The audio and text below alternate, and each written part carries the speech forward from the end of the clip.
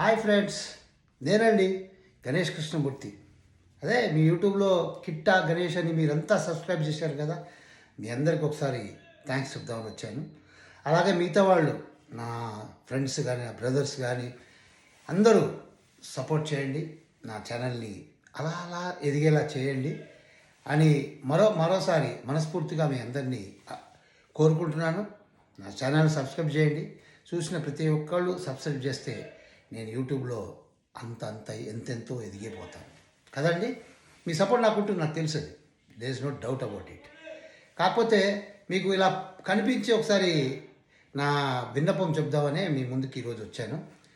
ఇందులో కొన్ని విషయాలు నేను మీతో షేర్ చేయాలనుకుంటున్నానండి. నా యూట్యూబ్ గురించి కాదండి, నేను ఇంకా చిన్నపిల్లోడు, ఇప్పుడే పుట్టాను. ఇంకా నేను పాకుతున్నాను అనమాట. మీ అందరి సపోర్ట్తో పాకుతున్నాను. లేచి నిలబడాలి, నడవాలి, పరిగెత్తాలి. ఇవన్నీ చాలా దూరం ఉంది. It's a lengthy task and a long awaited task అనమాట. కాకపోతే ఈ భయం అనే కాన్సెప్ట్ మీద మనం కొంచెం సేపు మాట్లాడుకుందామా. భయం అందరికీ భయం అండి, ప్రతి ఒక్కరికి భయం, ఏదైనా భయం. అటు కరోనా వస్తుందంటే భయం, ఇటు రోడ్డు మీద పోవాలంటే, నాకైతే రోడ్డు మీద బండి తీసుకొని ట్రావెల్ చేయాలంటే చాలా భయం అండి. ఎందుకు చెప్పంటారా? సారీ. రోడ్డు మీద పోతుంటే మీ ఎదుటిన్నవాడు సెల్ ఫోన్ తీసుకొని ఇలా పెట్టుకొని ఒక డ్రైవింగ్తో నడుపుతుంటాడు. వాడిదేం పోదండి, వాడు బాగానే ఉంటాడండి. ఎందుకంటే సెల్ ఫోన్లో మాట్లాడుతూ ఉంటాడు, వాడి పని అయిపోయింది. రోడ్డు మీద ట్రావెల్ చేస్తుంటాడు, ఇంకో రెండో పని కూడా అయిపోయింది. మనం వెనక వస్తుంటాం చూడండి, మనకు అస్సలు బాధ స్టార్ట్ అవుతుంది.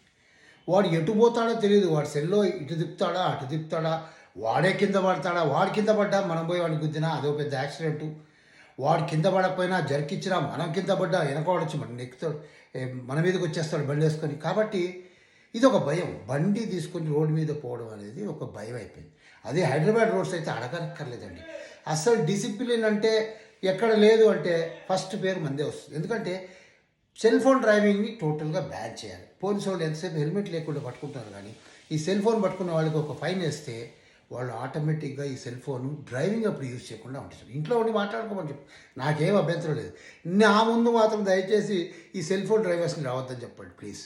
ఇది ఒక భయం. నిన్న నేను ఒక వాట్సాప్లో ఒక మంచి మెసేజ్ చూశానండి భయం గురించి. నేను ఆ వాట్సాప్ని ఫార్వర్డ్ చేస్తే చాలామంది చదవరు, ఎందుకంటే వాట్సాప్ ఫార్వర్డ్ చేయడానికి మనకు ఇక్కడ ఆప్షన్ లేదు. కాబట్టి నేను ఆ వాట్సాప్లో వచ్చిన మెసేజ్ని మీకు నేను చదవడంగా చెప్తానండి. ఒక తొండ, ఒక పాము ఉందండి. తొండ ఏం చేసిందంటే పాముని వీళ్ళు చెప్పింది, ఇదిగో అక్కడ వ్యవసాయం చేస్తున్నారు ఫార్మర్స్, నువ్వు పోయి ఒక రైతుని కాటేసి. అంటే ఎందుకు అంది. లేదు, అతనికి భయం ఉందా లేదా నీకు చూపిస్తాను అంది. పాముకు అర్థం కాలేదు, ఏంటి ఇది భయం, తొండగా నన్ను కాటేయమంటుంది, భయం ఉండదంటుంది, నేను కాటేస్తే భయపడాలి కదా అదేదని పాము తన మనసులో, ఎవరి మనసులో వాళ్ళకి ఈగోయిజం ఉంటుంది కదా, నేను కదా అనే ఒక దీంట్లో అనుకుని సరేలే ఏదో తొండ అంది కదా అని చెప్పేసి ఆ రైతుని పోయి కాటేసింది. కాటేయంగానే ఈ తొండ ఏం చేసిందంటే ఆ రైతు కాళ్ళ నడవ నుంచి బయటికి వెళ్ళిపోయింది. వెళితే రైతు ఏం చూశాడు, తొండ కాళ్ళ నుంచి పోవడం చూశాడు. చూడగానే తొండే కదా కొట్టింది, నన్ను కాటేసింది, నేను దీని గురించి భయపడ్డావేంటి అని చెప్పేసి ఏదో పసరు తీసుకున్నాడు, గట్టిగా రాసుకున్నాడు, ఓ పసరు కట్టుకున్నాడు, వెళ్ళిపోయాడు, బాగానే పనిచేసుకుంటున్నాడు. అంటే భయం అనే కాన్సెప్ట్ గురించి నేను ఈ టాపిక్ చెప్తున్నాను. సరే, కొంత ముందుకెళ్ళిన తర్వాత పాము దాని ఆతృత ఆగలేదు. ఏదో ఈగోయిజం ఉంటుంది కదా, నేను ఇంత గట్టిగా కాటేస్తే వాడు పసరు రాసుకొని మళ్ళీ పట్టి కట్టుకొని ముందుకెళ్ళిపోయాడు, నన్ను అసలు కేర్ చేయలేదు, ఏమనుకుంటున్నాడు ఈ మనుషులు, నేనంటే భయం లేకుండా పోయిందని అనుకుంటా మనుషులు అనుకుంటా మెల్లగా తొండని అడిగింది. సరే, ఇప్పుడు ఇందాక నువ్వు నన్ను కాటేయమన్నావు, ఇప్పుడు నువ్వు వాడిని కొరికేసి నెక్స్ట్ ఫీల్డ్స్లో వేరే రైతు ఉంటే అతన్ని కొరికేసి జస్ట్ లైట్ కట్ చేయి, నేను వాడి కాలు కింద నుంచి పోదాం, ఏం జరుగుతుందో చూద్దాం. ఏం జరుగుతుందో చెప్పండి కదా, ఎగ్జాక్ట్లీ రైట్. ఎప్పుడైతే ఈ తొండ కరిసిందో వాడు ఫీల్డ్లో పనిచేస్తున్నాడు, ఏం కరిసిందో అర్థం కాలేదని చూస్తుంటే పాము కాలు నుంచి వెనుకపోయింది, ముందు పోయేటప్పటికీ వీడికి ఎంత ఆశ్చర్యం అయిపోయిందంటే పాము కాటేసింది పెద్దగా భయపడిపోయి కింద పడిపోయి డొర్లేసి భయంతో వణుకుతూ ఎక్కడ పసరు పోసేవాడు ఆడేడని వెతుకుతూ వెళ్ళాడండి. ఈ స్టోరీలో మనకు అర్థమైన నీతి ఏంటి? ఫస్ట్ ఆఫ్ ఆల్ మనం భయం పడకూడదు. భయం లేకుండా ఉంటే మనిషి ఏదైనా సాధిస్తాడు. చంద్రమండలం ఎక్కారండి, రాకెట్లో కూర్చొని మనిషి ధైర్యంగా చంద్రమండలం ఎక్కాడు. ఇంకా కొన్ని స్కై డైవింగ్ చూసుంటారు మీరు అమెరికాలో, స్విట్జర్లాండ్లో స్కై డైవింగ్ ఎలా చేస్తారండి? ధైర్యం. మనకు ఫస్ట్ గుండె ధైర్యం కావాలి. ఏదైనా పోరాడడానికి మనకు ఒక గుండె ధైర్యం కావాలి. ఏదైనా నేను సాధించగలను, ఐ కెన్ డూ ఇట్ అనే ఒక నమ్మకం ఉండాలి. ఇలాగే నేను వాట్సాప్లో ఈ మధ్య మళ్ళీ కరోనా మనకు 19లో వచ్చి అందరినీ బాధ పెట్టింది, అందరినీ ఇంట్లో వేసి తాళం వేసేసింది. అందులో మన ఫ్రెండ్స్ చాలామంది మనకు మన దగ్గర లేరు ఈరోజు. కానీ ఏదైనా కూడా మనం ధైర్యంగా ఉండాలి, ఆ యొక్క నిబంధనలు పాటించాలి. కరోనాకు నిబంధనలు ఏంటండి? ఫస్ట్ షేక్ హ్యాండ్ ఇవ్వడం మానేయండి ఈ రోజు నుంచి. అది ఇంకా పెద్దగా రాలేదు, ఇంకా వస్తుందేమో అలాగే వద్దు. ఎందుకు మనకెందుకు? ఎవరైనా చూస్తే మన భారతీయ ధర్మంలో ఇలా నమస్కారం పెడితే దాని విలువ వేరు. కాబట్టి ఎవరిని చూసినా ముందు దండం పెట్టండి. దండం పెట్టేసి బాగున్నారని ఒక డిస్టెన్స్లో మెయింటైన్ చేయండి. ఇంత దూరంలో మాట్లాడలేండి, పర్వాలేదు, వినిపిస్తుంది, ఇప్పుడు వినిపిస్తుంది కదా. ఇంత డిస్టెన్స్ మెయింటైన్ చేయండి, సోషల్ డిస్టెన్స్ మెయింటైన్ చేయండి. ఎవరైనా పర్వాలేదు, చుట్టమైనా పట్టమైనా ఎవరైనా ఏ మనిషి అయినా దూరంగా నిలబడి మాట్లాడడం నేర్చుకోండి. అలా అలవాటు చేసుకున్నాను. అఫ్కోర్స్ మీ అందరికీ తెలిసిందే, కొత్తగా ఏం చెప్పట్లేదు, కాకపోతే నాకు చెప్పాలనిపిస్తుంది చెప్తున్నాను.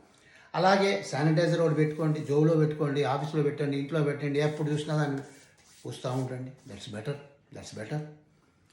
ఇక మాస్క్ అండి, చాలా ఇంపార్టెంట్ కదా. మాస్క్ వేసుకోవాలి కంపల్సరీ. మాస్క్కి తేడా డిఫరెన్సే లేదు. ఇంట్లో ఉన్నప్పుడు మాత్రం మాస్క్ వేసుకోకండి, ఎందుకంటే ఇద్దరు ముగ్గురు ఉంటారు ఇంట్లో, వాళ్ళు ఎట్లాగైనా సోషల్ డిస్టెన్స్ ఉంటుంది కాబట్టి ఇంట్లో మాస్క్ అక్కర్లేదు. రోడ్డు మీద పోయేటప్పటికి ఎలాంటి వాళ్ళు వస్తారో తెలియదు. రోడ్డు మీద ఉన్న కాలుష్యం కానీ పొల్యూషన్ కానీ ఏదైనా కూడా మీకు ఎఫెక్ట్ చేయొచ్చు. ఆ పొల్యూషన్లో కూడా గాల్లో కూడా ఏదైనా వేస్ట్ రావచ్చు, ఇది రావచ్చు. కాబట్టి కరోనా మళ్ళీ స్టార్ట్ అయింది కాబట్టి మనం మాస్క్ పెట్టుకుందాం. మాస్క్ పెట్టుకొని బయటికి వెళ్దాం. బండి ఎట్లా మోటార్ సైకిల్ బయట తీసేటప్పుడు తాళం తీసి మోటార్ సైకిల్ తీస్తారో దానికి ముందు మీరు మాస్క్ పెట్టుకొని తర్వాత బండి తాళం తీసుకొని రోడ్డు మీద పోండి. ఇది మనం ప్రొటెక్ట్ చేసుకోవాలి. ఒకటి సోషల్ డిస్టెన్స్, 2 మాస్క్, 3వది శానిటైజర్, 4వది ఏంటి చాలా ఇంపార్టెంట్ అంటే ఇది మనం స్టీమ్ చేయాలి. రోజు హాట్ వాటర్లో స్టీమ్ చేస్తే మనలో ఉండే ఏదైనా ఇన్సైడ్ ఏదైనా కొంచెం ఏదన్నా ఒక ఇది ఎఫెక్ట్ ఉన్నా కూడా అది వెళ్ళిపోయి హ్యాపీగా లీడ్ చేయొచ్చు కదండి. మీకు అంతా తెలుసు, అయినా కూడా నేను మళ్ళీ చెప్పాను. ఇంకో విషయం, నేను నిన్న వాట్సాప్లో ఒక ఇది చదివానండి. అంటే కరోనా గురించి ఏఐఐఎంఎస్ ఢిల్లీ వాళ్ళ ప్యాథాలజీ ల్యాబ్ నుంచి దీన్ని రిలీజ్ చేశారని ఒక న్యూస్ వచ్చింది. అంటే కరోనా ఎలాంటి లక్షణాలు ఉంటే కరోనా అనుకోవాలి, ఎలాంటి లక్షణాలు ఉంటే కరోనా వచ్చిందని మనం బాధపడాలి అనే దానికి ఒక చిన్న ఇది పంపించారండి వాళ్ళు. సో ఇక నా యాక్టివిటీస్ చూస్తే నేను ఒక సింగర్నండి. Basically I'm an employee, at the same time my passion is singing. కాబట్టి మన ఛానల్లో చాలా సింగింగ్ వీడియోస్ వస్తూ ఉంటాయి. డ్రామా ఆర్టిస్ట్ అండి, చాలా డ్రామాలు చేశాను జీవితంలో. డ్రామాలు ఒక 100 డ్రామాలు చేసి ఉంటాను, ఏకధాటిగా డ్రామాలు చేస్తుంటాను. కాకపోతే ఏంటండి, ప్రతి డ్రామాలో నన్ను విలన్ చేస్తా. చూడండి ఎంత హీరోలా ఉన్నాను కదా, నన్ను హీరోగా పెట్టండి, డ్రామాలు విలన్ చేస్తాను. ఆయన కూడా విలన్ చేయడం కూడా ఒక ఆర్టిస్ట్గా ఏ క్యారెక్టర్ చేసేవాళ్ళది ఇంపార్టెంట్ కాదు, విలన్గా చేశాను. రీసెంట్గా అయితే నేను కొన్ని పౌరాణిక వేషాలు కూడా వేశాను. మన యమధర్మరాజు ఒకటి వేశానండి, చాలా బాగా హిట్ అయింది. మా కాంపిటీషన్స్లో నాకు ఫస్ట్ ప్రైజ్ కూడా వచ్చింది. అలాగే వెరీ రీసెంట్గా చిత్రగుప్తుడు వేషం వేశాను. చిత్రగుప్తుడు అనేది మనం యమగోళ సినిమాలో చూసాం కదండి, అలాంటి చిత్రగుప్తుడు వేషం వేశాను. ఆ డ్రామా కూడా మన ఛానల్లో పెట్టాను. ఈ యమధర్మరాజు డ్రామా కూడా ఛానల్లో ఉంది. అలాగే సాంఘిక వేషాలు కూడా వేశాను. ఒక తండ్రిగా కూతుర్లు, అల్లుడు, కొడుకు వీళ్ళంతా ఉన్న ఒక డ్రామా కూడా ఛానల్లో లోడ్ చేశాను. మీరు ఆ డ్రామాలన్నీ చూడండి, లైక్లు కొట్టండి, సబ్స్క్రైబ్ కూడా చేయండి ప్లీజ్. అయితే ఈ కరోనా చెప్పాను కదండి, లక్షణాలు ఏదో అది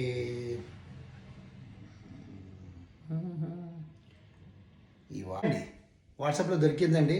నేను కరోనా లక్షణాలు ఏంటో, కరోనా ఎలా గుర్తించాలనేది నేను చదువుతాను మీకు. దయచేసి తేడాలను గమనించండి.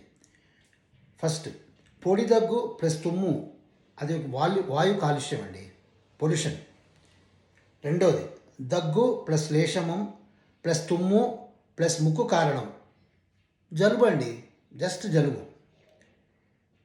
మూడోది, దగ్గు, శ్లేష్మం, తుమ్ము, ముక్కు కారణం, శరీర నొప్పి, బలహీనత, తేలికపాటి జ్వరం, ఫ్లూ అండి.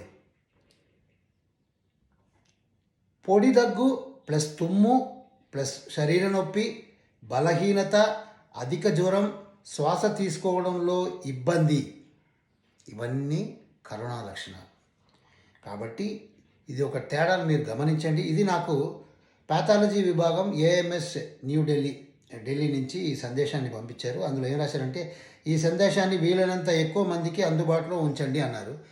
అంటే ఒక సందేశాన్ని వాట్సాప్లో పంపిస్తే చాలామందికి చదివేంత ఓపిక లేదు. అందుకని నేను ఈ సందేశాన్ని మీకు యూట్యూబ్లో చదువుతున్నాను. చదివిన వాళ్ళందరికీ ఇది బెనిఫిట్ అవుతుంది. మీరు ఇంకో ఇద్దరికి చెప్పచ్చు, ఇది ఇలా ఉంటే ఇలా కాదమ్మా, ఇలా ఇది తేడాలు ఉన్నాయి, ఇది ఏం భయపడక్కర్లేదు, దీని గురించి బాధపడక్కర్లేదు. అయినా కూడా ఏదైనా జ్వరం వచ్చినా జలుబు వచ్చినా డాక్టర్ దగ్గర పోవడం అనేది సహజం, వెళ్ళాలి.